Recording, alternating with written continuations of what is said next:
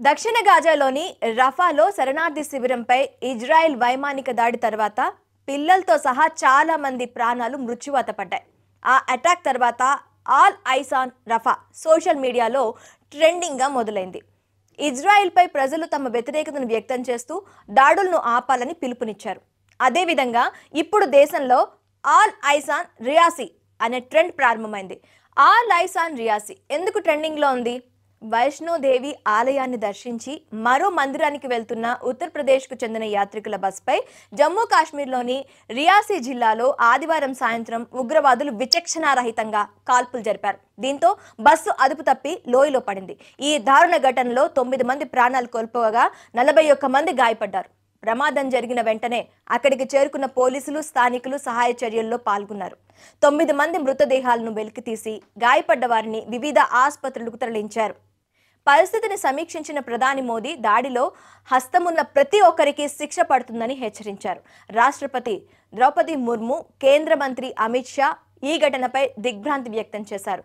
కాంగ్రెస్ అధ్యక్షుడు మల్లికార్జున్ ఖర్గే, అగ్రనేత రాహుల్ గాంధీ, ప్రియాంక గాంధీ ఈ దాడిని ఖండించారు. దేశ ప్రజలు కూడా తీవ్రవాద దాడిని తీవ్రంగా ఖండిస్తూ వస్తున్నారు. ఈ విషాద ఘటన యావత్ దేశాన్ని దిగ్భ్రాంతికి గురిచేసి విషాదాన్ని నింపింది. దాడికి సంబంధించిన వివరాలు వెలువడగానే బాలీవుడ్ తారలతో సహా పలువురు ప్రముఖులు తమ సంతాపాన్ని తెలియజేయడానికి, హింసను ఖండించడానికి సోషల్ మీడియాను వేదికగా చేసుకున్నారు. ఆల్ ఐస్ ఆన్ రియాసీ పేరుతో తమ అభిప్రాయాలను పంచుకుంటున్నారు.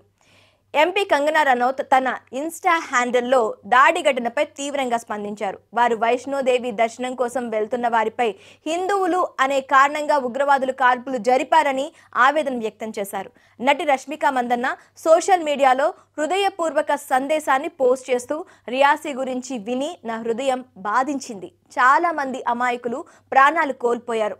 బాధితుల కుటుంబాలకు సానుభూతి తెలియజేస్తున్నానని తెలిపారు. ఇకపోతే నటుడు వరుణ్ ధవన్ సోషల్ మీడియాలో తన ఆవేదన వ్యక్తం చేస్తూ రియాసీలో అమాయక యాత్రికులపై జరిగిన భయానక దాడితో కలత చెందాను అని వ్యక్తం చేశారు. పిరికి ఉగ్రవాద చర్యను నేను తీవ్రంగా ఖండిస్తున్నట్లు కూడా తెలిపారు. ఇక మోడల్ ఉర్ఫీ జావేద్ దాడి వెనుక ఉన్న ఉద్దేశాన్ని ప్రశ్నించారు. జమ్మూలో యాత్రికులపై జరిగిన పిరికి దాడికి కోపంగా, బాధగా ఉందన్నారు నటుడు అనుపమ్ ఖేర్. ఈ దాడిపై వివిధ వర్గాల నుంచి నిరసనలు వెల్లువెత్తాయి. రియాసీ జిల్లాలో యాత్రికుల బస్పై జరిగిన దాడికి పాకిస్తాన్ నుంచి కార్యకలాపాలను నిర్వహించే ద రెసిస్టెన్స్ ఫ్రంట్ ఉగ్ర సంస్థ బాధ్యత వహించింది. కాశ్మీర్ ప్రాంతంలో అలాంటి ఉగ్రదాడులు మరిన్ని చేస్తామని ముష్కర సంస్థ హెచ్చరించింది. ఈ దాడికి తెగబడ్డ ముష్కరులను పట్టుకోవడానికి సైన్యం, సిఆర్పిఎఫ్ అలాగే పోలీస్ బలగాలు గాలింపు చర్యలు ప్రారంభించాయి. భారీగా రంగంలోకి దిగిన సైన్యం డ్రోన్లతో ముష్కర వేట ముమ్మరం చేసింది.